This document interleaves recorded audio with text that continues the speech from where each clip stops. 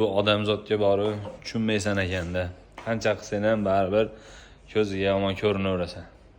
Men bilmayman, o'zimcha tozaman deb aytolmayman, lekin shunaqa odamlar bor, onasini emsin bor, shuna orqadan xohlagan gapini gapiraveradi. Akamiz kelyapti. Ha, ukam, seni orqangdan bir g'alati gaplar eshityapmiz, o'zingda bo'laver. Oldin kim eding? Nima shunaqa xunuk gaplar gapiryapti? Aka, nima qilibman men dedim. Sen bola shunaqa gapiryapti, deyapti. Kim? Bormi kelib aybimni aytsin. Men to'g'rilayman shu narsani.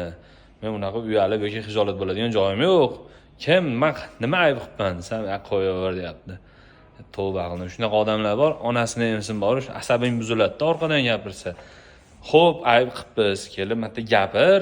Biz to'g'rilaylik, kichkina bo'lsak bo'ldi deymiz.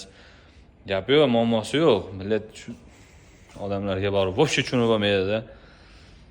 O'zingizlar bilasizlar-ku, onasini emsin qanaqaligini. To'g'risi mana shu do'konda ishlayman. Kelganimda yosh bola kelsa ham aka deymizda.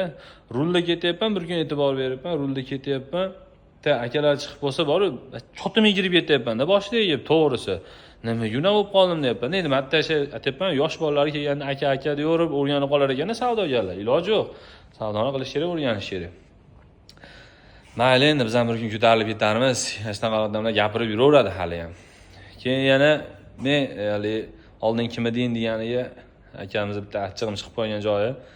Короче, borib, uyalmayman men. Men Tratvalda murs sotib, kerak bo'lsa, otani kasbini egallab, asal sotib o'tirgan bolaman men. Vo'bshe uyalmayman, nima qilganim, qanaqa qilganim. Mana shu Xudoga shukr, mana shu darajaga erishibmiz. Bundan ham kattasiga erishamiz, xudo xolasa. Niyatlar juda katta.